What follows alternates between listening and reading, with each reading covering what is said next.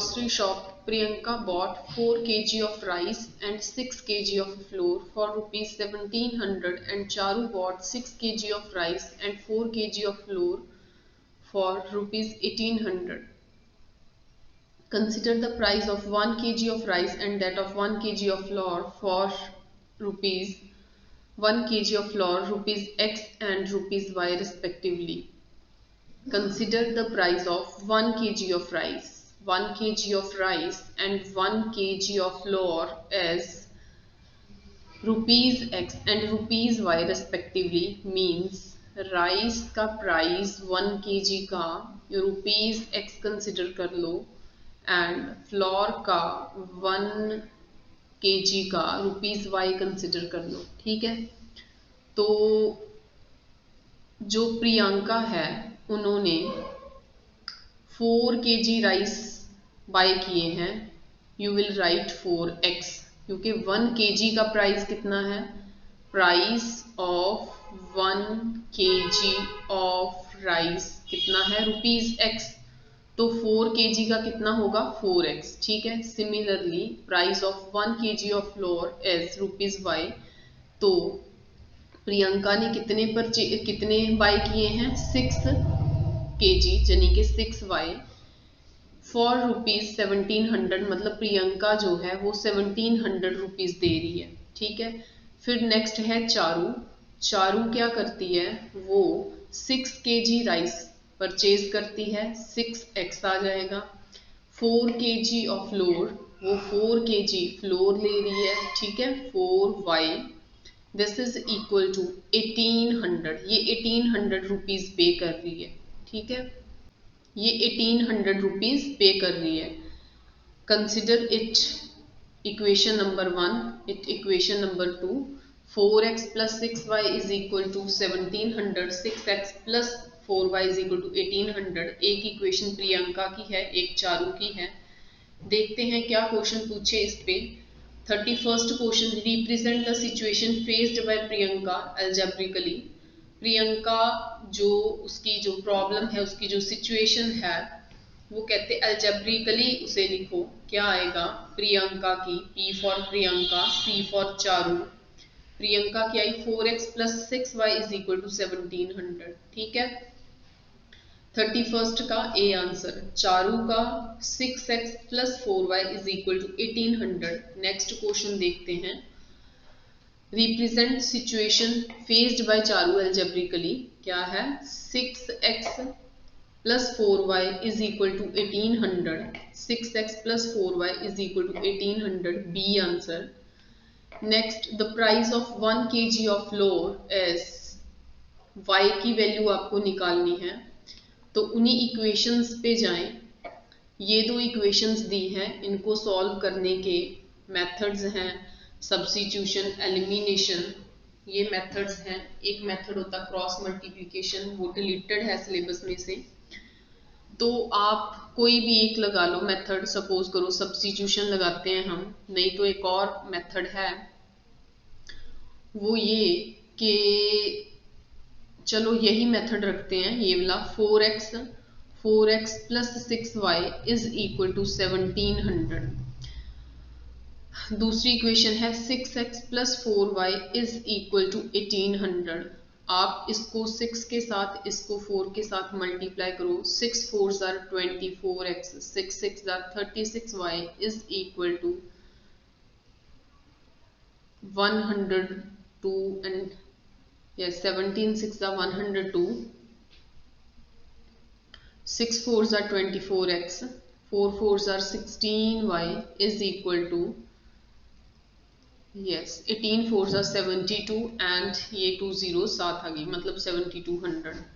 तो अब इनको सॉल्व कैसे करते हैं, इनके साइन चेंज करते हैं, प्लस माइनस, यहाँ पे प्लस है माइनस, यहाँ पे प्लस है माइनस, ये कैंसिल हो गया।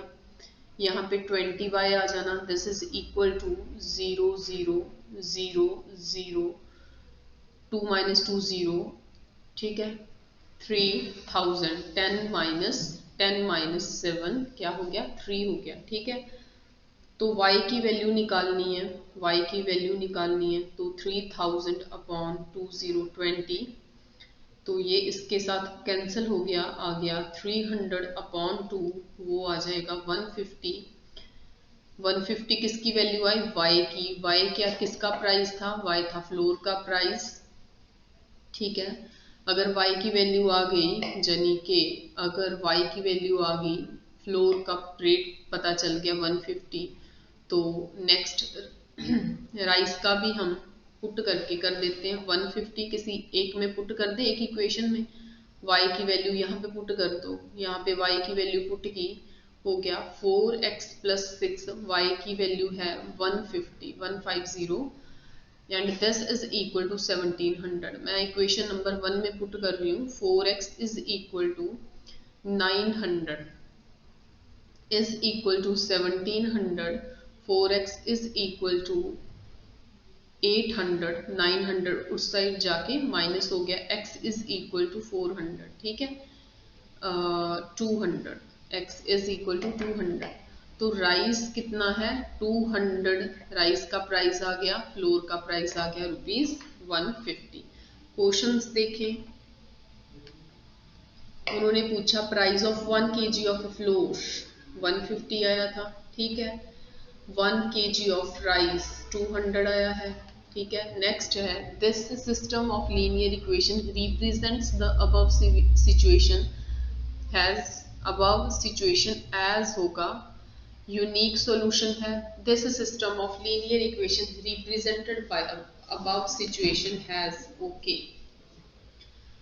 This system of linear equation represented by above situation, जो ऊपर सिचुएशन रिप्रेजेंट की है, कहता उस सिचुएशन का यूनिक सॉल्यूशन है, नो सॉल्यूशन है, इनफाइनाइट मेनी सॉल्यूशन है, नन ऑफ दीज है। अभी चलते हैं पीछे, ठीक है, उस पे देखते हैं कि क्या सॉल्यूशन है। हमारे पास 4/6 करते हैं, 4/6 किया, ठीक है, क्योंकि दिस अपॉन दिस किया जाता है। ठीक है, 4/6 किया जाता है, किया तो क्या आया 2/3। नेक्स्ट 6/4 करते हैं, वो आ गया 3/2। ठीक है, नेक्स्ट है 17। पहले दो ही इक्वल नहीं आए। ठीक है, पहले दो ही इक्वल नहीं आए। ये क्या है? ये है A1/A2, ये क्या है? B1/B2। ठीक है, A1/A2 is not equal to B1/B2। Fine, तो ये कौन सी सिचुएशन होती है? ये होती है इंटरसेक्टिंग लाइन की। इनमें लाइंस क्या करती हैं? इंटरसेक्ट करती हैं। सॉल्यूशन क्या है? सॉल्यूशन होता कॉन्सिस्टेंट, सॉल्यूशन होता कॉन्सिस्टेंट सॉल्यूशन होता है। इंटरसेक्टिंग लाइंस होती हैं। ठीक है, पूछा क्या है उसमें, देखें एक मिनट, उसमें क्या कहा इन्होंने, यूनिक सॉल्यूशन। जो लाइंस इंटरसेक्टिंग होती हैं ना, इंटरसेक्टिंग लाइन कैसी होगी? ये लाइन, इस लाइन को क्या बोलोगे? इंटरसेक्टिंग। ये लाइन, इनको क्या बोलोगे? Parallel line. इसका कोई सॉल्यूशन नहीं है, इसका नहीं कोई भी सॉल्यूशन, इसका सॉल्यूशन है। ठीक है, कितने सॉल्यूशन है भी इनके? इसका एक ही सॉल्यूशन है, कौन सा? यूनिक। ठीक है, कैसे पहुंचे इस रिजल्ट तक? ठीक है, वो पहले यूनिक पे टिक लगाओ, यूनिक पे, ये रहा इसका आंसर। ठीक है, तो एक चीज नोट कर लो, जो आपको दो इक्वेशंस दी होंगी, A1x B1y, ठीक है, is equal to C1, A2x plus B2y is equal to C2। अगर तो A1/A2 is equal to B1/B2 is equal to C1/C2 आया, तो इसको आप बोलोगे कि इसके बहुत सारे सॉल्यूशंस हैं। सारे इक्वल है ना, जिसके तीनों टर्म्स ये वाली इक्वल हो, उसको बोलते हैं उसके बहुत सारे सॉल्यूशंस हैं। ठीक है, मेनी सॉल्यूशंस। कितने सॉल्यूशंस हैं? Many solutions. दूसरी बात ये, वो वाली लाइंस दिखती कैसे हैं? मैंने नीचे ब्लैक लाइन लगाई, ऊपर रेड। वो लाइंस ऐसी होती हैं, ओवरलैप करती हैं। मैनी सॉल्यूशन इसीलिए आएंगे, मैनी सॉल्यूशंस इसीलिए आएंगे कि every point of this red line, every point of this red line is lying on every point of this black line. ठीक है, बड़े सारे पॉइंट इनके कॉमन होंगे, सेम होंगे। ठीक है, बहुत सारे जितने भी पॉइंट्स रेड के हैं वो सारे के सारे ब्लैक के हैं। ठीक है, तो मैनी सॉल्यूशंस हैं जी, फाइन। तो इनको क्या बोलते हैं? इनको बोलते हैं कोइंसिडेंट लाइंस, कोइंसिडेंट लाइंस। दूसरी सिचुएशन आ गई, अगर in case A1 upon A2 equal ना हो, अगर A1 अपॉन A2 इक्वल ना हो B1 अपॉन B2 के, याद रखने का मेथड है, जब ये इक्वल काट दिया, कैंसल हो गया, है ना, तो लाइंस पता कैसे दिखती हैं? इस लाइन को कोई काट रहा है, ऐसे हो जाएगा सॉल्यूशन। मतलब याद रखने का मेथड है, जब ये इक्वल किसी ने काट दिया, कह लो लाइन भी ऐसे काट सकते हैं। ठीक है, लाइंस तब ऐसी होंगी, ये है अलजेब्रेइकली, मैथमेटिकली उसको ऐसे लिखते हैं, लेकिन वो लाइंस दिखेंगी कैसे? वो लाइंस ऐसे दिखेंगी, ये एक पॉइंट के ऊपर कट कर रही हैं।